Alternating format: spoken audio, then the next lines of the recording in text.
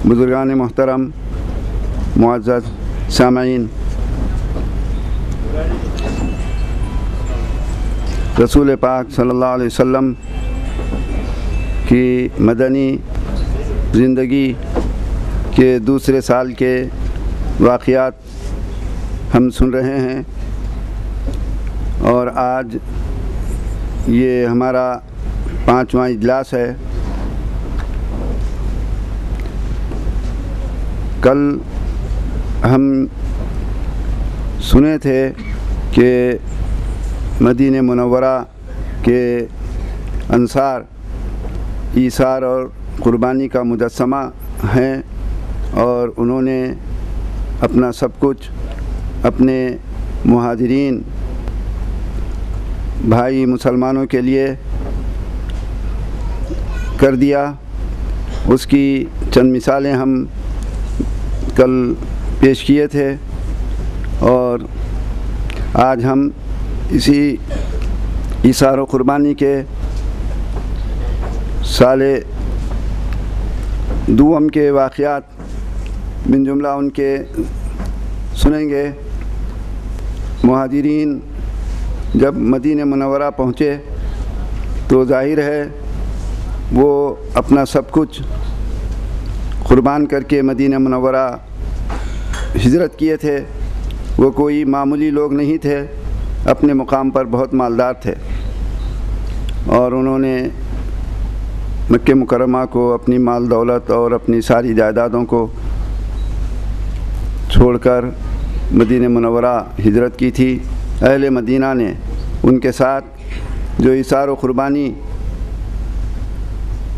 का मामला किया, हुज़ूर पाक सल्लल्लाहु अलैहि वसल्लम जब मुहाजिरीन और अंसार में मुआक़ात करा दिए, भाईचारगी क़ायम कर दी गई, तो उसके साथ ये भी तय पाया कि मीरास में भी इनको हिस्सा मिलेगा और यहाँ तक कि मीरास की आयतें नाजिल हुईं, ये अमल जारी रहा। अंसार ने मुहाजिरीन के लिए अपने घरों में उनको जगह दी और अपने माल व दौलत को आधा आधा तकसीम कर दिया और मुहाजिरीन के लिए उनके अपने मकानात के लिए उन्होंने अपने ज़मीनात को भी मुहाजिरीन की खिदमत में पेश कर दिया। मुहाजिरीन उन ज़मीनात के मालिक हुए और उस पर अपने मकानात बनाए।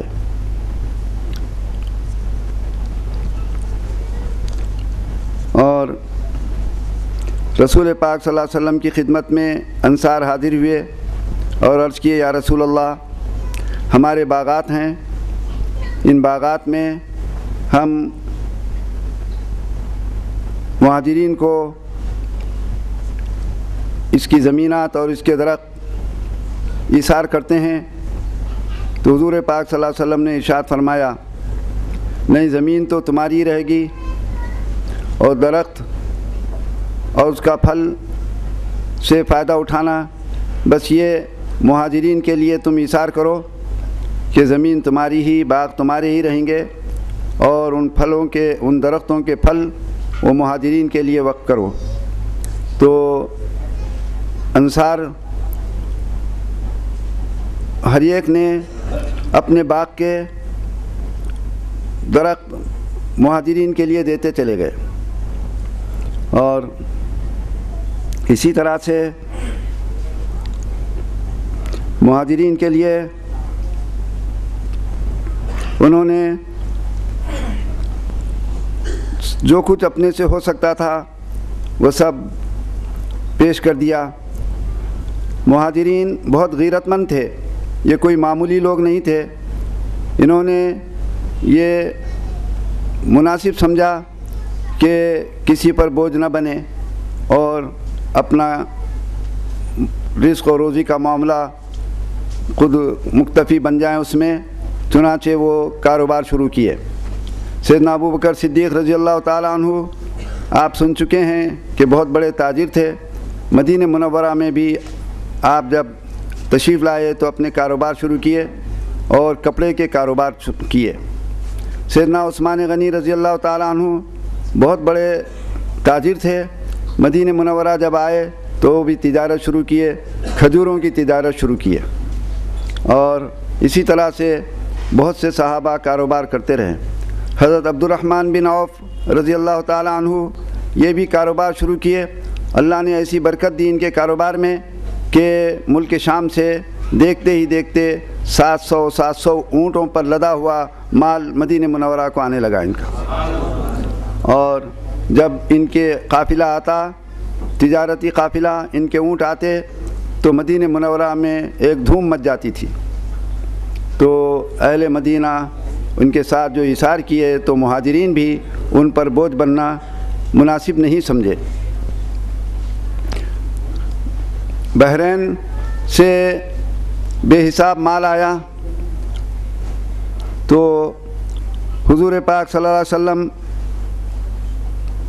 نے انصار سے کو طلب کیا اور فرمایا کہ دیکھو یہ بحرین کا مال آیا ہے، یہ میں چاہتا ہوں کہ تم کو یہ مال دے دیا جائے، تم نے سب کچھ ایثار کیا ہے اپنے لیے، مہاجرین کے لیے۔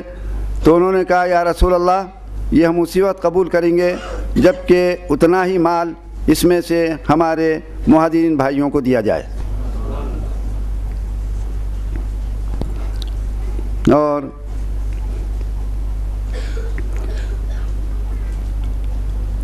بنی نذیر کے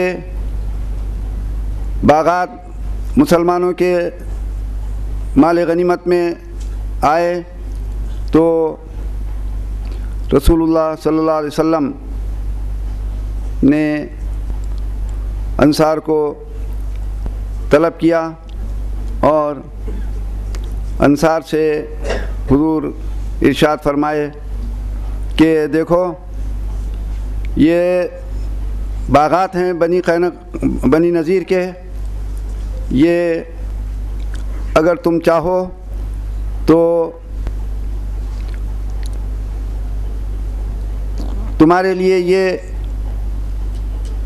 آدھے دیے جائیں گے، آدھے انصار کو مہاجرین کو دیے جائیں گے، یا پھر پورے مہاجرین کو دیے جائیں اور مہاجرین کو تم نے جو باغات دیے ہیں وہ تم کو واپس کر دیا جائے۔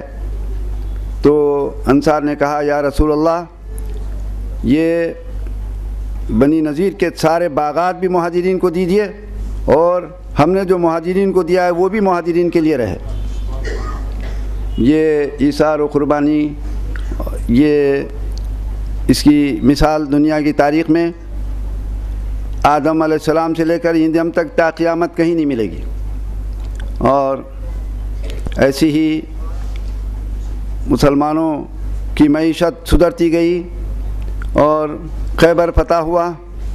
تو خیبر کے فتح ہونے کے بعد پھر بہت سی دولت، بہت باغات، بہت مال، بہت سی زمینات مال غنیمت میں مسلمانوں کے لیے جب آئیں، حضور پاک صلی اللہ علیہ وسلم سب کو تقسیم کیے تو مہاجرین نے حضور کی خدمت میں عرض کیا یا رسول اللہ ہم یہ چاہتے ہیں اور ہم پسند کرتے ہیں کہ مہاجرین نے ہم کو جو کچھ بھی دیا تھا وہ سب واپس کر دیا جائے، انصار نے جو کچھ دیا تھا وہ سب ان کو واپس کر دیا جائے۔ اور انصار کے جو باغات، ان کے جو درخت مہاجرین ایک ایک کر کے واپس کرتے چلے گئے۔ ایک نہایت ہی دلچسپ واقعہ ہے اور حدیث شریف کی کتابوں میں موجود ہے، سیاستہ میں بہت سی جگہ یہ واقعہ ملتا ہے آپ کو کہ حضرت سلیم رضی اللہ تعالی عنہا جو حضرت انس رضی اللہ تعالی عنہ کی والدہ ہوتی ہیں، یہ بھی اپنے باغ کے 2 درخت حضور پاک صلی اللہ علیہ وسلم کی خدمت میں پیش کیے تھے۔ یا رسول اللہ یہ 2 درخت ہیں، آپ جس کو چاہیں آپ عنایت فرمائیں۔ تو رسول پاک صلی اللہ علیہ وسلم حضرت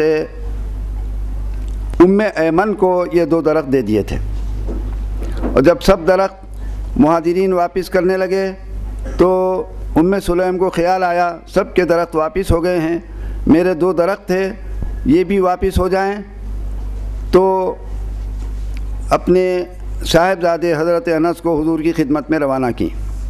حضرت انس رسول پاک صلی اللہ علیہ وسلم کی خدمت میں حاضر ہوتے ہیں، عرض کرتے ہیں یا رسول اللہ، والدہ مجھے بھیجی ہیں یہ عرض کرنے کے لیے کہ سب کے درخت مہاجرین واپس کر دیے ہیں، 2 درخت ہمارے آپ کی خدمت میں پیش کیے گئے تھے مہاجرین کے لیے، وہ درخت اگر واپس آ جائیں۔ تو حضور پاک صلی اللہ علیہ وسلم ارشاد فرمائے دیکھو انس، یہ 2 درخت ام ایمن کو دیے گئے تھے، تم جاؤ ام ایمن سے کہنا یہ 2 درخت واپس کر دیں، اب ان کے نہیں رہیں گے۔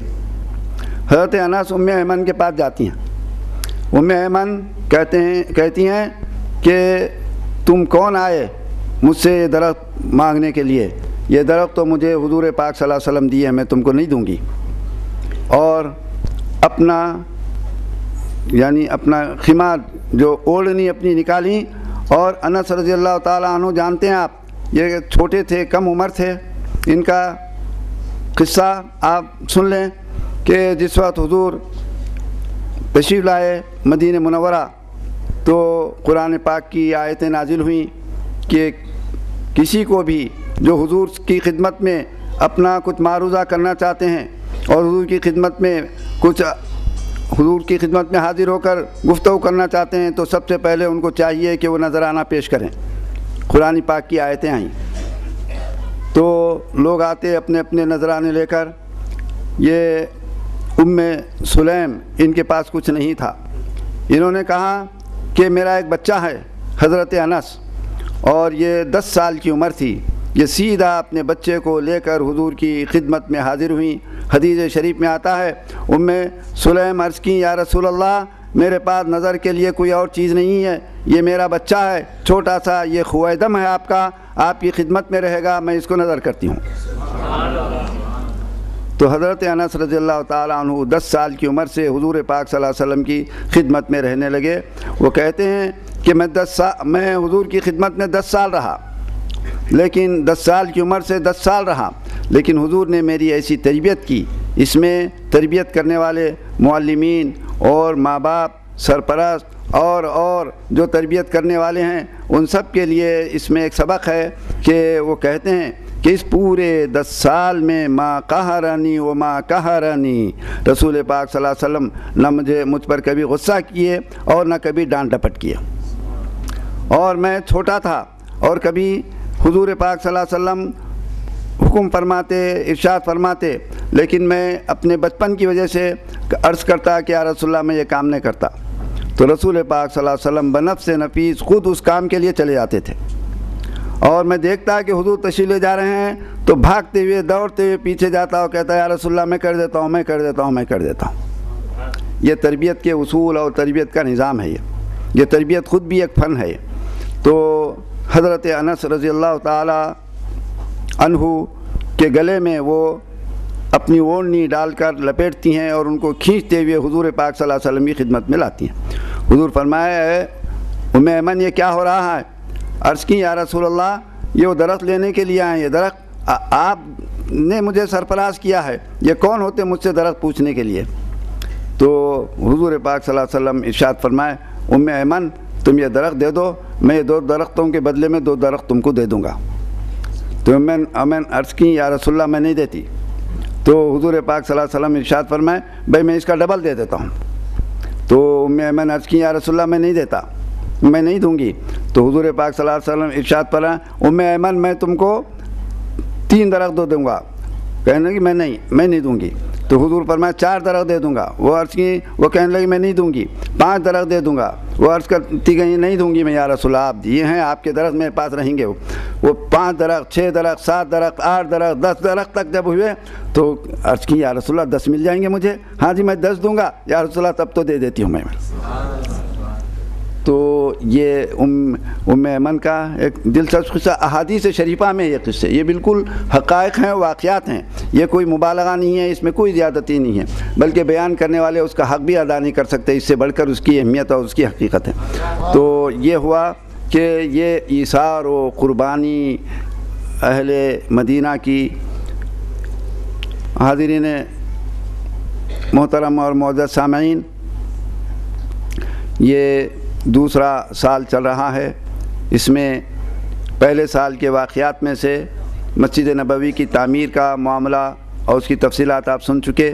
اس کے ساتھ ساتھ حضور پاک صلی اللہ علیہ وسلم نے مسجد نبوی سے متصل علم کی طلب میں آنے والے اور ایمان قبول کر کے وہ لوگ جو حضور کی خدمت میں تربیت کے لیے رہنے والوں کے لیے آپ نے ایک صفہ چبوترا بنا دیا۔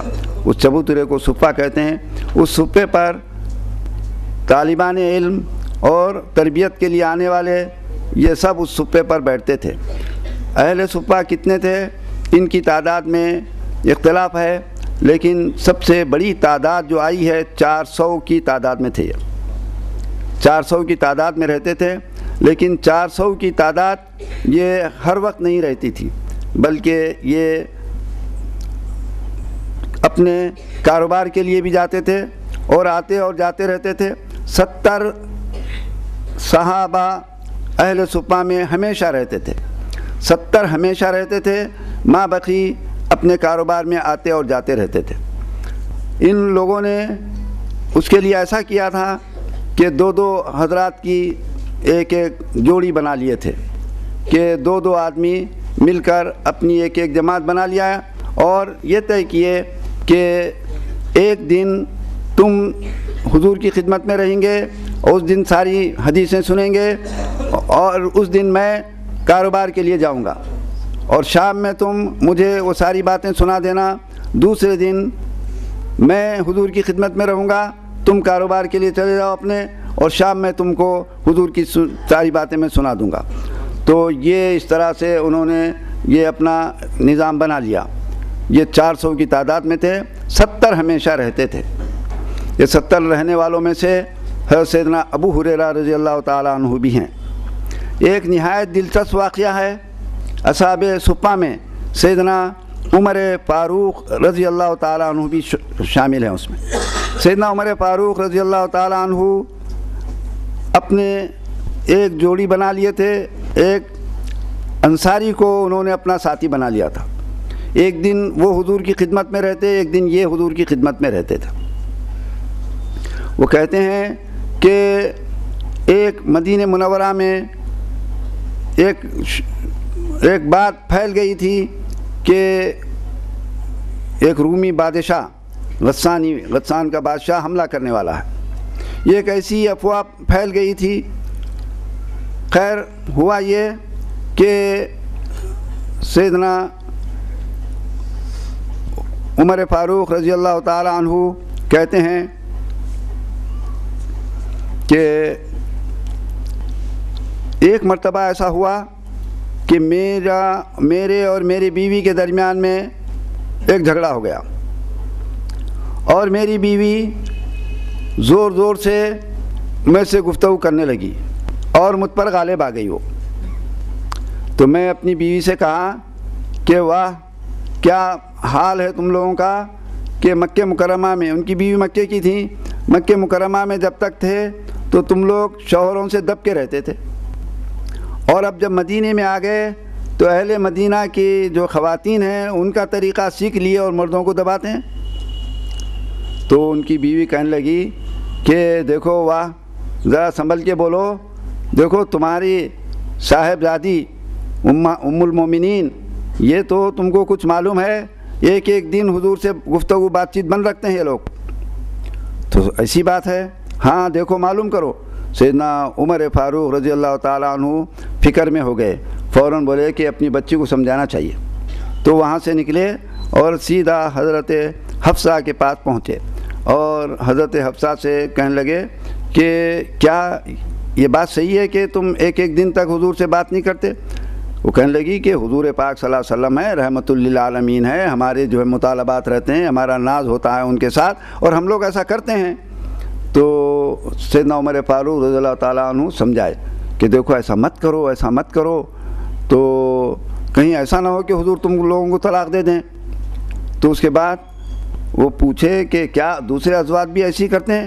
تو کہنے ہاں دوسرے سبھی لوگ ہم ایسا کرتے ہیں، حضور بہت ہی نرم دل نہایت رحمت اللہ عالمین ہے، وہ تو سب کے لیے رحمت ہیں، ہم ایسا کرتے رہتے ہیں حضور کے ساتھ۔ تو بولے کہ بھئی یہ معاملہ تو اور سبھی ایسا کرتے ہیں، تو وہ خیال کیے کہ سلمہ کو بھی سمجھانا چاہیے، دوسرے ازواج مطہرات کو بھی سمجھانا چاہیے۔ سلمہ ان کے رشتے میں ہوتی ہیں، رشتہ دار تھیں، تو سلمہ کے پاس گئے یہ اور جا کر ان کو سمجھانے کی کوشش کیے، بولے کہ ہم ایسا سنا ہوں اور بچی کو ابھی میں سمجھا کر آیا ہوں، اور بچی سے بولا ہوں میں کہ تم حضرت عائشہ کا دیکھا دیکھی مت کرو، حضرت عائشہ کو حضور بہت چاہتے ہیں، تم ایسے مطالبات مت کرو اور کہیں حضور طلاق نہ دے دیں، اور یہ تو سلمہ کہنے لگی کہ عمر تمہارا معاملہ بہت بڑھ گیا، تم جو ہے ازواج مطہرات کے امہات المومنین کے معاملے میں دخل دے رہے ہیں، تم کو یہ حق نہیں پہنچتا، تم ہمارے معاملات میں دخل نہیں دینا۔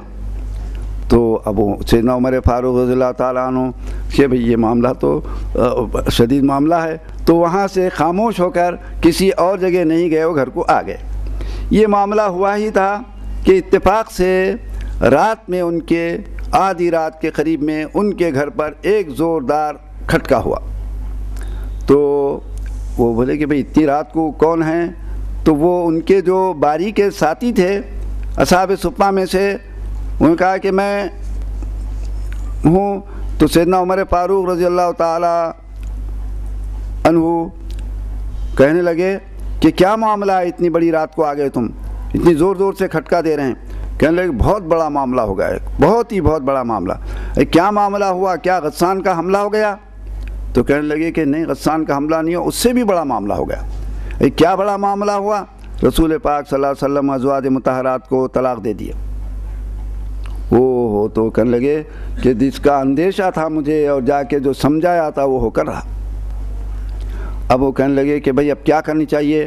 تو بولے کہ کچھ بھی نہیں کرنا، اول وقت مسجد نبوی میں پہنچنا چاہیے، صبح فجر میں معلومات کرنا چاہیے۔ تو اول وقت سیدھا مسجد نبوی کو پہنچتے ہیں اور فجر کی نماز پڑھ لیتے ہیں۔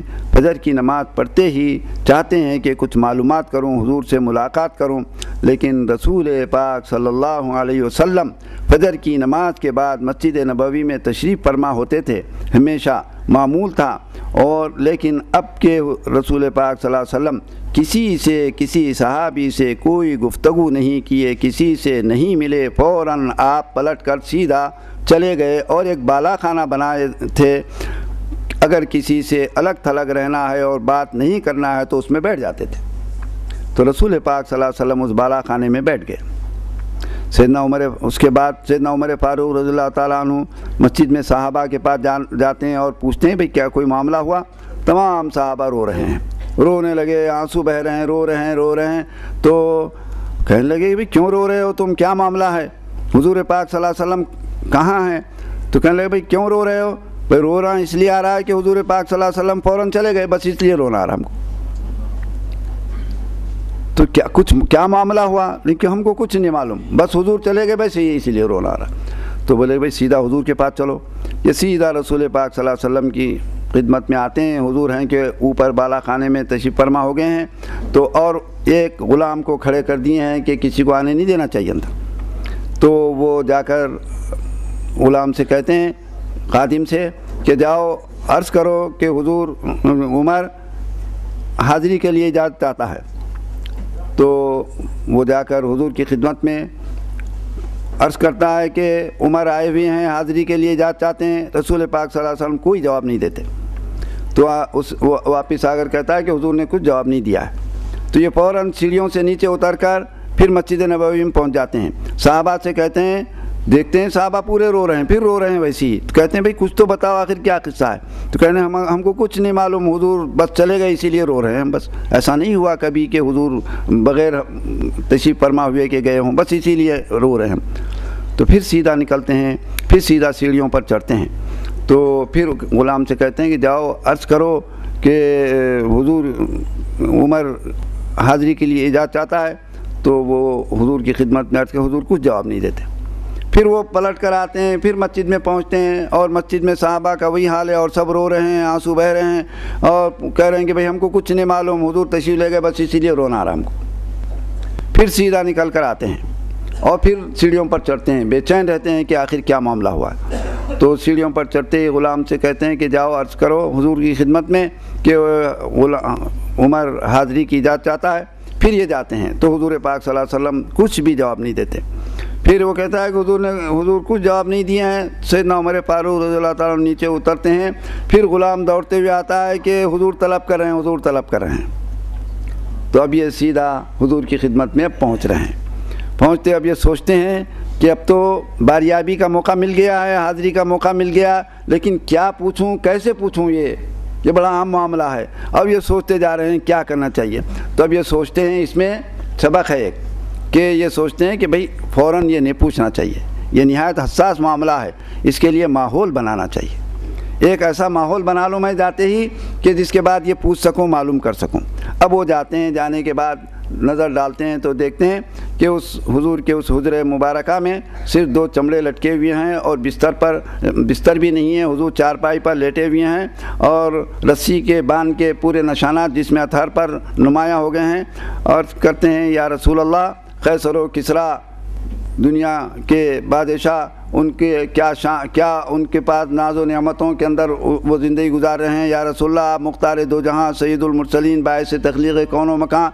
تو وہ کہتے ہیں، حضور پاک صلی اللہ علیہ وسلم ارشاد فرمائیں، عمر کیا ابھی تم اسی خیال میں ہو؟ وہ تو وہ لوگ ہیں کہ بس دنیا میں ہی ہے ان کے لیے جو کچھ، آخرت میں کچھ بھی نہیں ہے۔ تمہارے لیے تو آخرت ہے، آخرت کے لیے تمہارا جینا ہے یہ۔ اور میں حضور پاک صلی اللہ علیہ وسلم جو ارشاد فرمائے، میں ایک حدیث شریف شروع میں سنایا ہوں، اور یہ ایسی حدیث شریف ہے، آپ اس کو یاد رکھیں۔ شارحین حدیث لکھتے ہیں کہ حدیث شریف کے سمجھنے میں لوگوں کو جو گڑبڑ ہوتی ہے کہیں بھی، یہ ایک حدیث سامنے نہ ہونے کی وجہ سے ہو رہی ہے سب کچھ۔ بہت سے واقعات ایسے آتے ہیں، انسان سوچتا ہے کہ حضور پاک صلی اللہ علیہ وسلم کیا ایسا حضور نے کیا، تو یہ وہ حدیث شریف سامنے نہ ہونے کی وجہ سے ہے۔ وہ حدیث شریف آپ ہمیشہ سامنے رکھیں۔ حضور پاک صلی اللہ علیہ وسلم ارشاد فرماتے ہیں، موطا امام مالک میں یہ حدیث ہے، اور یہ افراد موطا سے ہے، یعنی یہ حدیث شریف صرف موطا امام مالک میں ہے، کسی اور کتاب میں نہیں ہے۔ حضور ارشاد فرماتے ہیں، یہ طہارت کے مسائل کے درمیان میں یہ حدیث ملے گی کہ میں جو کچھ بھی کرتا ہوں اس لیے کرتا ہوں کہ تمہارے لیے سنت اور زندگی کا طریقہ بنے۔ یہ اسی لیے نہیں کرتا کہ مجھے ضرورت ہے، یہ حضور کو کوئی ضرورت نہیں تھی، حضور کو ضرورت نہیں کہ یہ ایسا کریں اور کھانے کے لیے، اور حضور پاک صلی اللہ علیہ وسلم کی شان تو کل بیان کریں گے ہم، آپ کو اندازہ ہوگا کہ حضور پاک صلی اللہ علیہ وسلم کی شان کیا ہے۔ حضور کے اشارے سے سورج پلٹ آتا ہے، حضور کے پاس تو عرش سے فرشتے اترتے ہیں، حضور کے اشاروں سے کائنات چلتی ہے۔ حضور کو کیا ضرورت ہے یہ؟ حضور نے ارشاد اس حدیث کو سامنے رکھیں، سب لوگ تو سینکڑوں الجھنیں دور ہو جاتی ہیں۔ حضور نے جو کچھ بھی کیا، حضور فرماتے ہیں میں اسی لیے کہ مجھے یہ ضرورت نہیں ہے، لیکن تمہارے لیے مسائل پیش آتے ہیں، تمہارے لیے بیوی کے ساتھ کے مسائل پیش آتے ہیں، دوستوں کے مسائل پیش آتے ہیں، سیاسی مسائل، معاشی مسائل، معاشرتی مسائل، اور تمہارے لیے دولت کے مسائل، فقر و تنگ دستی کے مسائل، اور کیا کچھ پیش آتے ہیں، گھروں کے مسائل۔ میرے لیے ضرورت نہیں ہے، لیکن تمہارے لیے پیش آتے ہیں، تو میں ان تمام مسائل کو تمہارے لیے سنت بتانے کے لیے میں کرتا ہوں یہ مسائل۔ تو بہرحال یہ کہ حضور پاک صلی اللہ علیہ وسلم کی خدمت میں اس کے بعد سیدنا عمر فاروق رضی اللہ تعالیٰ عنہ دیکھے کہ حضور پاک صلی اللہ علیہ وسلم اب گفتگو کی طرف مائل ہیں، تو آہستہ سے ماحول اور خوشگوار بنانے کی کوشش کی۔ انہوں نے کہا کہ یا رسول اللہ، میری اور میری بیوی کے درمیان میں جھگڑا ہو گیا تھا، اور میں بیوی سے کہا کہ تم بہت بڑھ گئے، ہم لوگوں پر غالب آ گئے، اور مکے میں رہنے تک ایسے تھے، مدینے میں۔ اب یہ سب سنانے لگے، حضور پاک صلی اللہ علیہ وسلم مسکراتے جاتے ہیں، تو ایک خوشگوار ماحول بنتے چلے جاتا ہے۔ اب اس کے بعد آگے بڑھ کے یہاں تک انہوں نے کہا یا رسول اللہ، مجھے معلوم ہوا ایسا کہ ایک بڑی وہ ہو گئی، تو میں سیدھا اس وقت پر اپنی بچی کے پاس آیا تھا اور حفصہ کو سمجھایا تھا، ایسا مت کرو، ایسا مت کرو، ایسا مت کرو۔ اور اس کے بعد میں ایک بات اور بولا تھا یا رسول اللہ کہ حضور پاک صلی اللہ علیہ وسلم تو حضرت عائشہ کو بہت چاہتے ہیں، اور ان کا دیکھا دیکھی مت کیا کرو تم لوگ، تم کو کہیں حضور طلاق نہ دے دیں۔ تو حضور بہت ہی مسکرا دیے ہیں اس وقت پہ، تو نے کہا اب چلو اب موقع مل گیا اچھا خاصا۔ تو یا رسول اللہ ایک درخواست ہے، کیا آپ نے طلاق دے دیا ازواج مطہرات کو؟ حضور فرمایا ہرگز نہیں دیا میں طلاق۔ تو بہت خوش ہو گئے، انہوں نے کہا بہت ہی بہت خوش ہو گئے۔ تو اس کے بعد یہ قصہ کیا ہے، اس میں بھی سبق ہے بہت سا۔ قصہ ہے کیا، ازواج مطہرات جب دولت مدینہ منورہ میں آنے لگی، رسول پاک صلی اللہ علیہ وسلم مال غنیمت تقسیم کرنے لگے، ہر ایک ہزار پتی لکھ پتی بننے لگے اور فراوانی آ گئی دولت کی، مہاجرین کی تجارت زوردار چل رہی ہے، انصار کے باغات اور زراعتیں زوردار چل رہی ہیں اور خوشحالی آ گئی ہے۔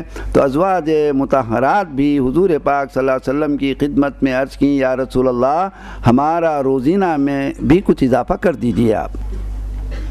تو حضور پاک صلی اللہ علیہ وسلم ارشاد فرمائے، یا نساء النبی، اللہ تعالیٰ کی آیت، یا نساء النبی لستن کا احد من النساء، کہ اے ازواج مطہرات تم اور عورتوں کی طرح سے نہیں ہو، تم تو دنیا کے لیے نمونہ ہیں۔ تم اگر مالدار بن کر زندگی گزاریں گے تو دنیا کے اندر تا قیامت آنے والی پریشان عورتوں کے لیے نمونہ کون دے گا؟ تم نمونہ ہیں، ان کو ڈھارس تمہاری وجہ سے ملے گی کہ ہماری امہات المومنین ازواج مطہرات، جن کی شان وہ کہ جن کی تعریف میں قرآن نازل، جن کی شان میں ایک لفظ بولنا اس کے لیے 10 نیکیاں مل جاتی ہیں، قرآن کی ایک آیت پڑھنا، ایک حرف پڑھنا، وہ اتنی تنگ دستی کی زندگی گزارے، تو ہمارا کیا معاملہ ہے؟ ہم کو تو صبر کرنا چاہیے۔ یہ تم ڈھارس بنو گے، تم ان لوگوں کے لیے تسلی بنو گے۔ جو لوگ نمونہ ہوتے ہیں وہ نمونے کی زندگی پیش کرنا چاہیے۔ تم اور عورتوں کی طرح سے نہیں ہیں، اور عورتیں ہیں کہ وہ مالدار بن جائیں گی، لیکن آنے والے زمانے کے اندر غریب عورتوں کے لیے کون نمونہ دے گا؟ یہ تم ہے نمونہ۔ تو اسی لیے میں ان سے 1 مہینے تک نہ آنے کا ایلا کر لیا ہوں میں۔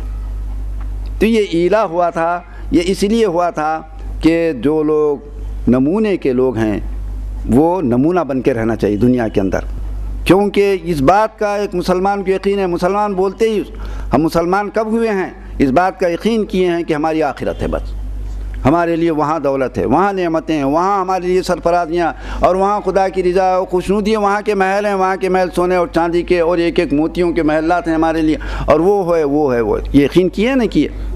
اب یقین کیے ہیں تو پھر ہمارے لیے یہ دنیا کی تھوڑی سی آفت مصیبت، یہ پریشانی، یہ تنگدست، یہ اس کی حیثیت ہی کیا ہے؟ اور یہ اس پر آدمی جتنا صبر کرے گا، شکر کرے گا، اس کا درجہ اور بڑھا ہوگا۔ ایک وقت مالدار لوگ، آپ کو معلوم، مالدار لوگ 500 سال ٹھہرنا پڑے گا ان کو، جنت میں نہیں جائیں گے مالدار لوگ، جانے کے لیے ان کے فیصلے ہو جائیں گے، جنتی ہیں وہ لوگ، سب کچھ ہیں، لیکن ان کو بولیں گے ٹھہر جاؤ 500 سال۔ کیوں؟ پہلے غریبوں کو جانے دو، جتنے امت کے غریب ہیں وہ چلے جائیں گے، 500 سال کے بعد مالدار جانے لگیں گے۔ تو یہ حضور پاک صلی اللہ علیہ وسلم کے ازواج مطہرات کے نمونے تھے۔ یہ ہو رہا تھا کہ تمام مہاجرین حضور کی خدمت میں حاضر ہوئے اور عرض کیے، یا رسول اللہ ایک عرض ہے کہ ساری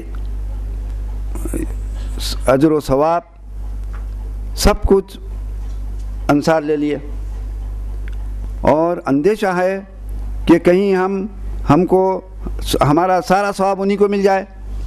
تو حضور ارشاد فرمائے، وہ کیا معاملہ ہے؟ یا رسول اللہ اپنے مکانات بھی ہم کو دے دیے، باغات بھی ہم کو دے رہے ہیں، اور ہمارے اپنے مال و دولت میں بھی شریک کر رہے ہیں، ہم کو تو کوئی کام کرنے ہی نہیں دیتے، وہ ہماری ہر ضرورت کو پہلے سے پورا کر دیتے ہیں۔ یا رسول اللہ سب کچھ وہ ثواب لے رہے ہیں، ہم کو اندیشہ ہو گیا یا رسول اللہ۔ تو حضور ارشاد فرمایا، نہیں ایسا نہیں، یہ ایک سبق ہے، یہ کہ یہ سب واقعات میں ہمارے لیے سبق ہے۔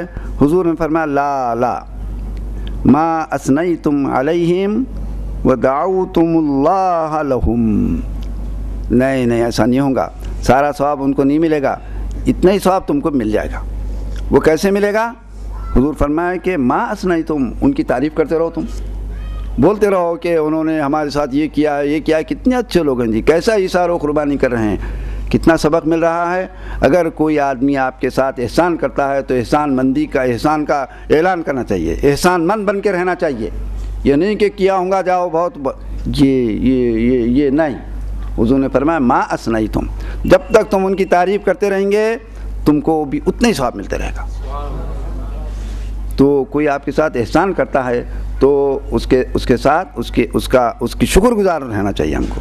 اور پھر حضور فرمائے کہ وَدَعَوْتُمُ اللَّهَ لَهُمْ، اور ان کے لیے دعا کرتے رہو بس، اللہ تعالیٰ تمہارے اس کو قبول فرمائے، ایثار کو، تم نے اکرام کیا، اللہ تمہارا اکرام کرے، تم نے ہمارے ساتھ یہ سلوک کیا، اللہ تعالیٰ تمہارے لیے اس سے زیادہ تم کو سرفراز کرے، تمہارے میزان حسنات میں اس کو شامل کرے، یہ دعا کرتے رہو، تم کو اتنا ہی ثواب مل جائے گا بس۔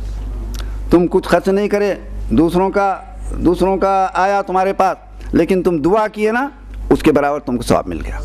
حدیث شریف میں ہے یہ کہ حضور ارشاد فرمایا لا ما اثنیتم علیہم، جب تک ان کی تعریف کرتے رہیں گے تم کو بھی برابر ثواب ملے گا۔ وَدَعَوْتُمُ اللَّهَ لَهُمْ، تو یہ اہل مدینہ کا ایثار اور مہاجرین کا معاملہ اور مدینہ منورہ کے اندر مسلمانوں کی ترقی ہوتی جا رہی ہے۔ اور صفہ جو چبوترا بنایا گیا تھا اس میں سیدنا ابو ہریرہ رضی اللہ تعالیٰ عنہ بھی رہتے تھے۔ سیدنا ابو ہریرہ رضی اللہ تعالیٰ عنہ اور اہل صفہ کے واقعات یہ کسی وقت آئندہ ہم بیان کریں گے۔ اہل صفہ یہ سب بہت ہی یعنی فاقے کی زندگی گزارتے تھے۔ جو لوگ کے باری مقرر کر لیے تھے وہ تو کھانے پینے کے اپنے انتظامات کر لیتے تھے۔ 70 صحابہ ایسے تھے کہ جو کھانے پینے کے لیے کوئی انتظام نہیں کرتے تھے، نکلتے بھی نہیں تھے، جاتے بھی نہیں تھے، کماتے بھی نہیں تھے اور کچھ بھی نہیں کرتے تھے، اور ہمیشہ 24 گھنٹے اس پر رہتے تھے۔ کیوں؟ اس لیے کہ حضور پاک صلی اللہ علیہ وسلم ہو سکتا ہے رات میں، دن میں، رات کے کسی بھی حصے میں، دن کے کسی بھی حصے میں، دوپہر میں، صبح میں، شام میں ہو سکتا ہے کوئی حدیث بیان کریں اور اس سے ہم محروم رہ جائیں۔ 24 گھنٹے حدیث شریفہ اور تعلیم کے لیے اس میں رہتے تھے، تو لوگ ان کے لیے انتظامات کرتے تھے۔ تو اس میں سبق ہے کہ یہ سب ہم ابھی دوسرے سال میں چل رہے ہیں تو اس میں سبق ہے اس بات کا کہ جو لوگ تعلیم کے لیے اپنے آپ کو وقف کرتے ہیں یہ کوئی معمولی لوگ نہیں ہیں۔ ہم میں سے کون ہے اتنے سارے لوگ اور اتنے ہزاروں کی لاکھوں کی تعداد میں مسلمان؟ کیا سب عالم ہیں؟ کیا سب فاضل ہیں؟ کیا سب جو ہے مسائل کو پوری طرح جانتے ہیں؟ آپ کو مسائل کون بتاتے ہیں؟ یہی تو صفہ کے نمونے پر چلنے والے لوگ ہیں۔ انہوں نے اپنے آپ کو وقف کیا۔ کیا یہ دینی طالب علم ایسے نہیں ہیں کہ یہ بہت بڑے ڈاکٹر بھی بن سکتے تھے، بہت بڑے انجینئر بھی بن سکتے تھے، یہ لکھپتی کروڑ بہت بڑے تاجر بھی بن سکتے تھے، دنیا کے بڑے بڑے تاجروں سے بڑھ کے بن جا سکتے تھے، ان میں صلاحیت تھی ان کے اندر، لیکن انہوں نے وقف کر لیا اپنے آپ کو، تنگ دستی کو قبول کر لیا انہوں نے، فقر کی زندگی کو قبول کر لیا انہوں نے، اور انہوں نے معمولی زندگی کو معمولی کھا پی کے اور معمولی کپڑا پہن کے رہنے کو قبول کر لیا۔ کیوں کیا انہوں نے؟ یہ امت کے لیے کیا، قوم کے لیے انہوں نے کیا۔ ان کے بڑے مرتبے ہیں، اتنے بڑے مرتبے ہیں کہ حضور پاک صلی اللہ علیہ وسلم ارشاد فرماتے ہیں کہ ان کے پیروں کے نیچے فرشتے پر بچھاتے ہیں، یہ جب چلتے ہیں تو اوپر اپنے پروں سے سایہ کرتے ہیں۔ یہ اصحاب صفہ تھے۔ اور ان کے لیے کیا کرتے ہیں لوگ؟ کہ لوگ ان کے لیے دعوتیں دیتے تھے اور اپنے گھروں کو لے جاتے تھے۔ اور یہ میں اب یہ درمیان میں آیا ایک قصہ آپ کو سنا دوں۔ ہمارے بخاری شریف میں دوسری حدیث یا تیسری حدیث کے اندر ایک راوی ہیں، وہ دینی طلبہ جب سن لیتے بھئی یہ دینی طلبہ ہیں تو ان کو دعوت دیتے تھے، دینی طالب علم، اور بلاتے دعوت دیتے اور اعلیٰ درجے کا کھانا ان کو کھلاتے، کھلا کے کیا کرتے، اس کے بعد دروازے پر کھڑے رہتے تھے۔ یہ واقعہ ہے، یہ حقائق ہیں ہمارے سلف کے، کہ دروازے پر کھڑے ہوتے، ہر جاتے ہوئے وقت طالب علم کو، ہر طالب علم کو ایک اشرف ہی دیتے جاتے تھے، اشرف ہی، سونے کا سکہ، کیونکہ انہی سے تو حیات ہے، انہی سے تو زندگی ہے۔ حیات ہمارا کھانے پینے کا نام نہیں ہے، حیات تو ہماری ایمان کا نام ہے، ایمان باقی ہے تو حیات باقی ہے۔ تو یہ کن سے ہے؟ انہی سے تو ہے۔ یہ بوریا نشین، یہ بچے جو اس وقت نظروں میں نہیں ہیں ہمارے، معمولی سمجھ رہے ہیں ہم ان کو، کچھ نہیں سمجھ رہے ہیں یہ، لیکن یہی ہیں بس، انہی سے دنیا قائم ہے، انہی سے مسلمان قائم ہے، انہی سے اسلامیت قائم ہے۔ یہ اصحاب صفہ تھے، تو ان کا بڑا کام تھا۔ اب من جملہ چند واقعات کے آپ سماعت فرمائیں۔ اب مدینہ منورہ میں مہاجرین آ گئے اور انصار مواقعات یہ ہو گئی۔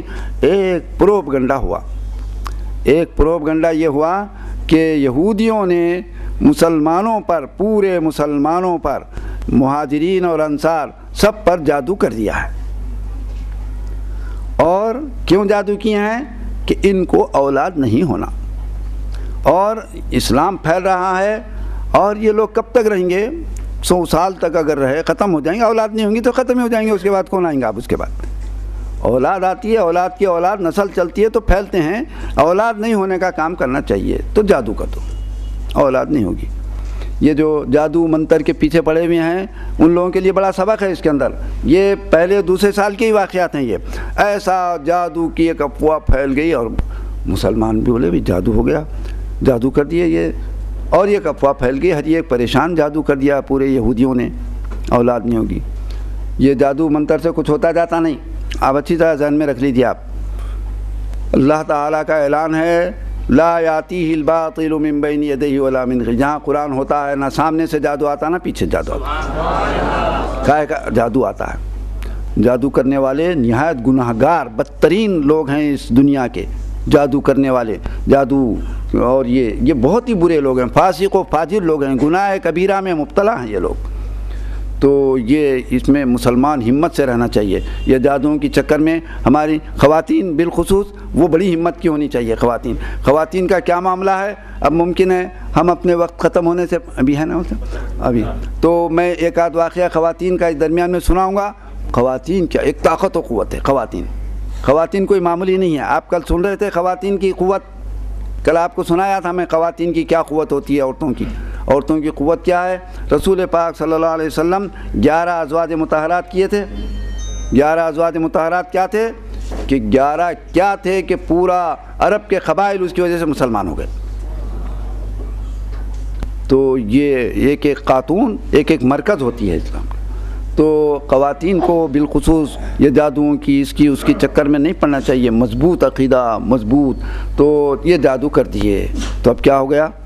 اللہ تبارک و تعالیٰ نے دیکھتے ہی دیکھتے کچھ دن بھی نہیں گزرے، تھوڑے ہی دن کے اندر مہاجرین میں سب سے پہلے حضرت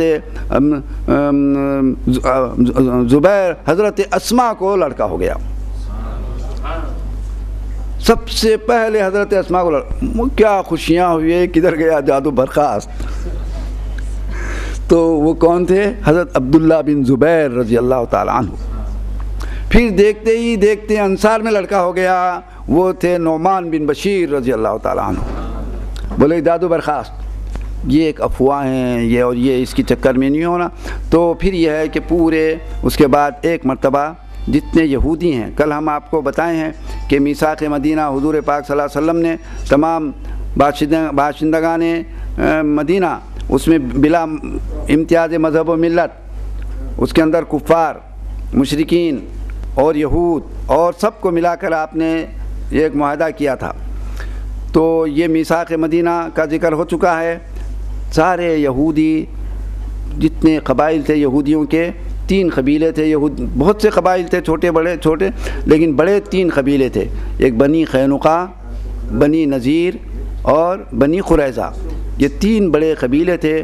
یہ 3 بڑے قبیلے کے لیڈر، ان کے نمائندہ سب ایک جماعت بنا کر حضور کی خدمت میں حاضر ہوئے۔ تو کہنے لگے کہ آپ بتائیے آپ کس چیز کی دعوت دیتے ہیں لوگوں کو؟ تو حضور نے فرمایا کہ بھئی میں اللہ کا آخری رسول ہوں، اور میں وہ ہوں جن کا ذکر اللہ نے تورات میں کیا، انجیل میں کیا۔ میں وہ ہوں جس کو تم میں کا ہر آدمی جانتا ہے، میں اللہ کا رسول ہوں آخری، اور تمہارے علماء جانتے ہیں، اور میں توحید کی تعلیم کا پیام دیتا ہوں، اور تمام انبیاء پر ایمان لانے کی تعلیم دیتا ہوں، میں اس کا سبق دیتا ہوں۔ تم میں سے کون ایسا آدمی ہے جو نہیں جانتا مجھے؟ اللہ تبارک و تعالیٰ کا ارشاد ہے یعرفونہ کما یعرفون ابناءہم، اپنے بیٹوں کی طرح سے یہ حضور کو جانتے ہیں کہ حضور آخری نبی ہیں۔ حضور نے فرمایا کہ تم نہیں جانتے مجھے، پوچھ رہے ہیں تم؟ تو وہ کہنے لگے کہ نہیں ہم جو آئے ہیں ایک دوسری غرض سے آئے ہیں۔ تو رسول پاک صلی اللہ علیہ وسلم ارشاد فرمائے اچھا کیا غرض ہے، بولو تمہاری، کیوں آئے ہیں؟ تو وہ کہنے لگے کہ ہم اس لیے آئے ہیں آپ کی خدمت میں اس بات کی عرض کریں کہ ہم آپ کے سے ایک معاہدہ کرنے کے لیے آئے ہیں۔ تو حضور نے فرمایا بھی معاہدے میثاق مدینہ ہو چکا ہے، تو ہم اس کے بارے میں تاکید کرتے ہیں کہ ہم سے کبھی بھی ایسا کوئی کام نہیں ہوگا جو مسلمانوں کو نقصان کا ہو، اور مسلمان پر کوئی آفت آتی ہے تو ہم بھی برابر مدافعات کریں گے اور سب مل کر مدینہ منورہ کی حفاظت کریں گے۔ حضور پاک صلی اللہ علیہ وسلم ارشاد فرمائے، دیکھو یہ تو معاہدہ ہو چکا ہے، اگر اس کی تم خلاف ورزی کرے تو کیا ہوگا؟ تو حضور پاک صلی اللہ علیہ وسلم ان کو تاکید کیے کہ اس کی خلاف ورزی نہیں کرنا چاہیے، اور اگر خلاف ورزی ہوں گی تو پھر اس کی سزائیں وہ ہوں گی جو تمہاری کتابوں میں لکھا ہوا ہے۔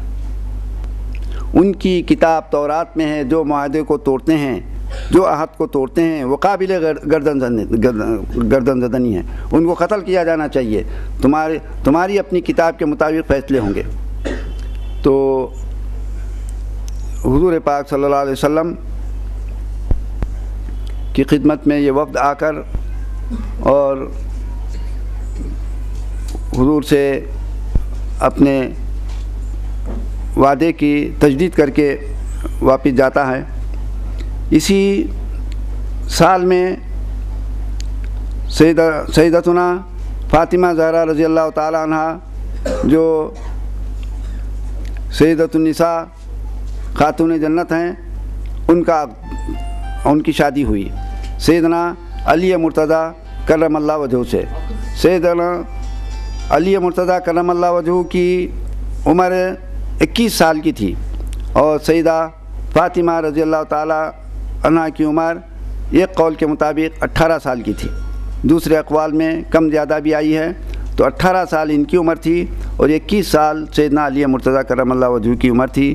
جب یہ بڑی ہو گئی تھیں تو بہت سے پیامات آنے لگے۔ سیدنا ابوبکر صدیق رضی اللہ تعالیٰ عنہ، سیدنا عمر فاروق رضی اللہ تعالیٰ عنہ اور صحابہ کے پیامات آتے۔ حضور پاک صلی اللہ علیہ وسلم ہر ایک کے لیے ارشاد فرماتے، اللہ کو جو منظور ہے وہ ہوگا، اور سب خاموش ہو جاتے تھے۔ پھر سیدنا علی مرتضیٰ کرم اللہ وجہہ کے دل میں خیال آیا کہ کیوں نہ میں اپنا پیام دوں، لیکن وہ حیا مانے ہوتی تھی، یہ پیام نہیں دیتے تھے۔ لیکن لوگوں نے ان کو سمجھایا کہ دیکھو تم اپنا پیام تو بھیج دو، کسی کا پیام وہاں ہوا نہیں ہے تو یہ حضور کی خدمت میں پہنچتے ہیں، لیکن حیا مانے ہوتی ہے، کچھ نہیں بولتے۔ تو حضور پاک صلی اللہ علیہ وسلم ارشاد فرماتے ہیں، علی کیسے آ گئے تم؟ تو پھر خاموش ہوتے ہیں۔ تو حضور پاک صلی اللہ علیہ وسلم خود پوچھتے ہیں تو کہتے ہیں ہاں یا رسول اللہ۔ تو فرماتے ہیں جاؤ پھر تمہارے پاس کیا ہے مہر دینے کے لیے؟ بولے یا رسول اللہ کچھ بھی ہے نہیں میرے پاس۔ ارے وہ تمہارے پاس زیرہ ہے نا، وہ کیا ہے؟ تو کہنے ہاں وہ زیرہ ہے، تو اس کو بیچو مہر کے لیے۔ تو اس کو بیچا گیا، تو 400 درہم میں وہ فروخت ہوئی۔ یہ 400 درہم مہر قرار دیا گیا۔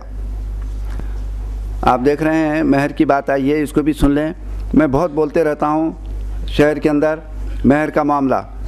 2 باتیں ہیں، لوگوں کو صرف ایک بات یاد رہی، ایک بات بھول گئے، اور بیان کرنے والے بھی صرف ایک بات بیان کرتے ہیں، ایک بات کو چھوڑ دیتے ہیں۔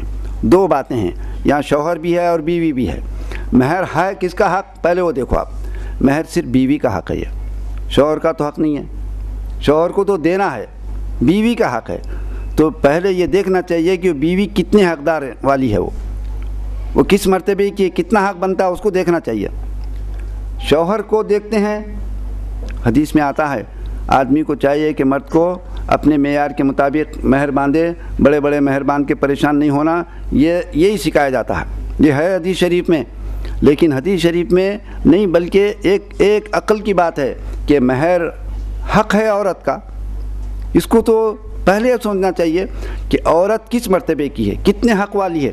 اگر وہ حق والی بڑے حق کی ہے اور آپ، میری صلاحیت نہیں ہے بلکہ آپ مہر کم دے رہے ہیں، تو ظلم کر رہے ہیں یا نہیں کر رہے ہیں آپ؟ یہ ظلم ہے۔ یہ تو مہر کے اندر دونوں چیزوں کو دیکھنا چاہیے۔ بیان کرنے والوں کو چاہیے کہ دونوں باتیں بیان کریں۔ مہر کو ایک طرف تو مرد کو یہ بیان کرنا چاہیے مرد کے لیے کہ وہ اپنے معیار کو دیکھ کر مہر باندھے، اور اس کے ساتھ اس کو یہ بھی بولنا چاہیے کہ جس سے شادی کر رہا ہے اس کے معیار کو دیکھ کر مہر باندھے۔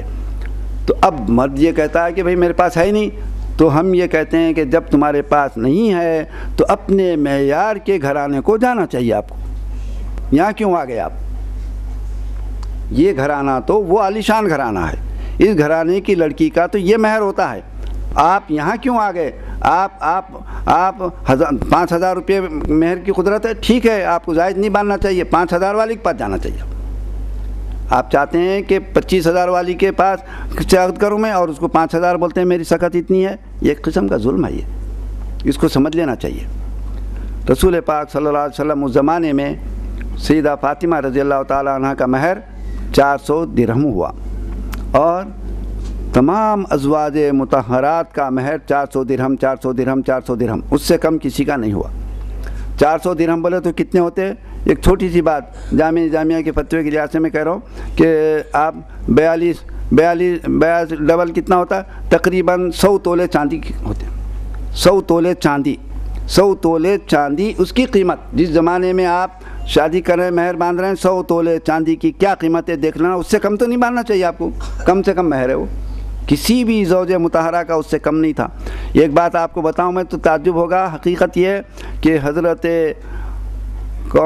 ام حبیبہ رضی اللہ تعالی عنہا کا مہر لاکھوں میں تھا، لاکھوں میں، دو چار نہیں، اس زمانے کے لاکھوں روپئے، اب تو کتنے 50 لاکھ ہو جاتا یا اس سے زیادہ کچھ ہو جاتا۔ یہ حقیقت ہے، یہ کوئی غلط بات نہیں ہے۔ یہ اب اس میں تعویل کرتے ہیں اور بولتے ہیں ٹھیک ہے تعویل صحیح ہے کہ وہ بادشاہ وقت نے دیا تھا، تو مطلب یہ ہوا کہ اگر اس کے پاس گنجائش حقیقت ہے، اس کے پاس سکت ہے تو ویسا باندھنا چاہیے۔ وہ بادشاہ کیوں دیا؟ اس کے پاس سکت ہے نا بھائی۔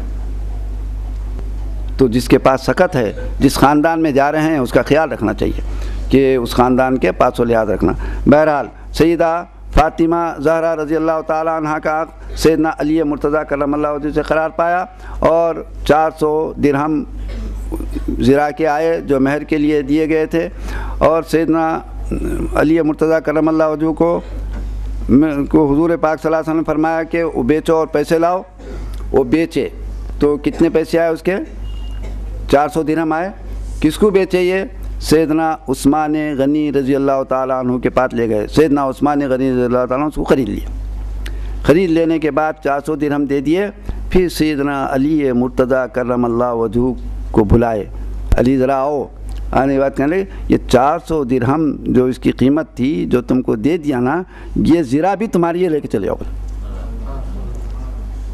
تو پھر حضور پاک صلی اللہ علیہ وسلم اس میں سیدنا ابوبکر صدیق رضی اللہ تعالیٰ عنہ اور دوسرے بعد صحابہ کو طلب کیے، اس کے بعد فرمائے کہ دیکھو اس میں سے یہ جہیز کا سامان خریدو۔ اب یہ جہیز کا سامان بھی اسی میں سے خریدا گیا ہے، اسی لیے جہیز کا سامان دلہن والوں کے اوپر کچھ بوجھ نہیں ہے، بوجھ نہیں ہونا چاہیے، یہ سمجھ لیں اچھی طرح سے کہ دولہے کے سامان میں سے ہی اس کو، دولہے کے پیسوں سے ہی خرید لیا گیا۔ ایک بات دوسرے میں اس موقع پر عرض کروں گا اور مناسب سمجھتا ہوں میں کہ دیکھیے یہ جو اصلاح معاشرہ کے نام سے جتنے پروگرام اور یہ ہیں، اور یہ جہیز کا معاملہ، اور اس کے ساتھ ساتھ جوڑے گھوڑے کا معاملہ، جوڑے کے بارے میں ایک بات سن لیجیے بس ہوگا۔ میں سمجھتا ہوں اتنی بات کافی ہے، ایک آدمی اگر ایک مسلمان سن لے تو۔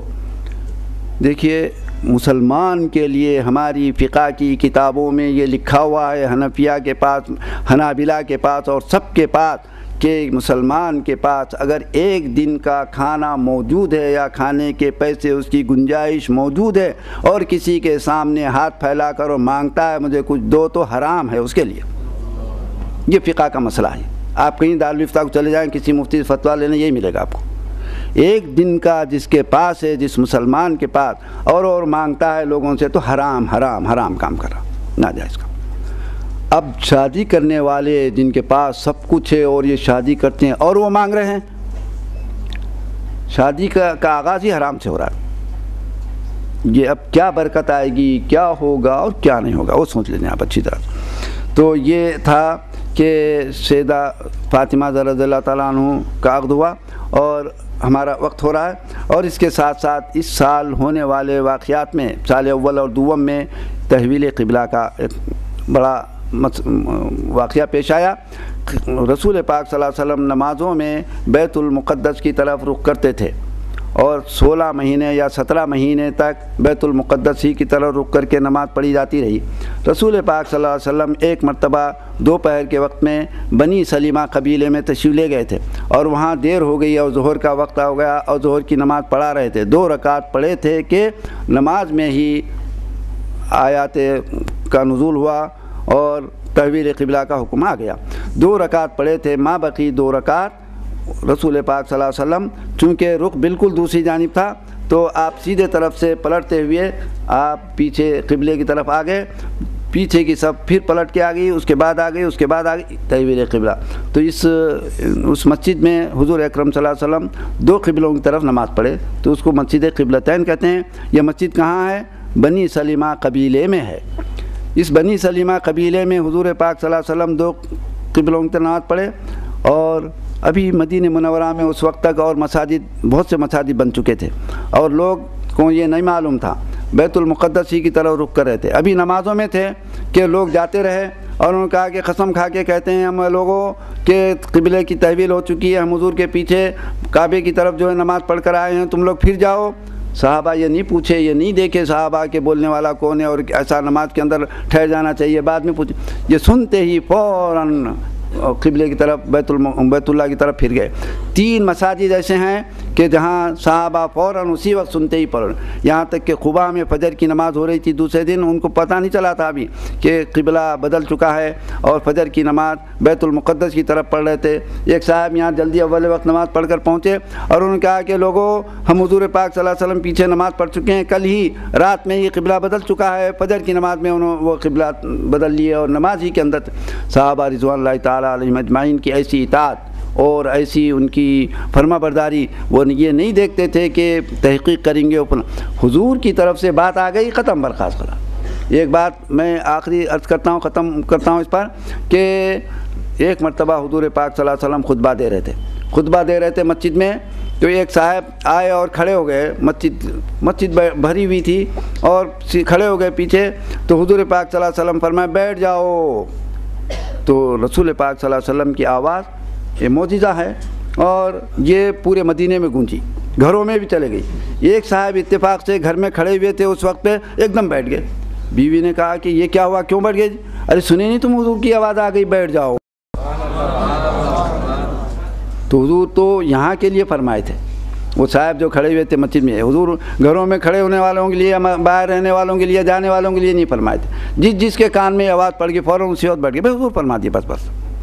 یہ ہے اطاعت و فرما برداری۔ اور یہ تو آج یہ ہمارا 5واں دن تھا، اور ہم 2 سال کے واقعات بیان کر سکے، اور 2 سال کے واقعات میں اس میں نماز کے اندر 2 رکعت کا اضافہ بھی ہے، اور اس میں رمضان کے روزوں کا فرض ہونا بھی ہے، اس میں عید الفطر کے احکام بھی آ گئے، اس میں صدقہ فطر بھی آ گیا۔ اس سلسلے میں ایک دلچسپ واقعہ ہے، اس کو انشاءاللہ ہم اب تو وقت ہو چکا ہے، کل ہم بیان کریں گے۔ البتہ ایک بات سن لیں کہ کل چونکہ آخری ہے، لوگوں کی بہت خواہش، جگہ جگہ سے لوگوں نے خواہش کی، اور یہ تو کہ اس میں اضافہ کریں، لیکن ہم 5-6 دن کا اعلان کر چکے ہیں، 10:30 ہم 6 پر ہی اکتفا کریں گے۔ البتہ اب میں کل یہ چاہتا ہوں کہ 2 سال پر یہ ختم کر دیں، اور اس دوسرے سال کے اندر چھوٹے موٹے کچھ واقعات ہیں اس کو کل ہم بیان کر دیں گے، باقی جو غزوات کا بیان ہے اور جنگ بدر کا، اس کو آئندہ پر ملتقی کریں، اور آئندہ انشاءاللہ ایسا ہی کوئی پروگرام مناسب وقت میں اور ہم رکھیں گے، اس وقت پہ ماں باقی مدنی زندگی کو ہم بیان کریں گے۔ کل البتہ تھوڑے بہت سے واقعات جو رہ گئے، اس کے ساتھ ساتھ ایک نہایت دلچسپ، بہت ہی اہم ترین موضوع میرے ذہن میں آج آیا ہے، میں کل اسی کو بیان کروں گا۔ آپ جانتے ہیں حضور پاک صلی اللہ علیہ وسلم کے میں اللہ تبارک و تعالیٰ نے جمال بھی رکھا، نوال بھی رکھا، اور کمال بھی رکھا۔ تو ہم حضور پاک صلی اللہ علیہ وسلم کے جمال کو تو باقاعدہ اتنا بیان کیے ہیں کہ آپ پورے رمضان بھر میں حضور کے جمال کو سنتے رہے، رسول پاک صلی اللہ علیہ وسلم کے جمال کو۔ اور سال گزشتہ 2 سال پہلے جو ہمارا یہاں پروگرام ہوا تھا، اس میں حضور پاک صلی اللہ علیہ وسلم کے نور اور کو بیان کیے ہم، اور اب 2 اور باتیں ہیں، ایک نوال و کمال۔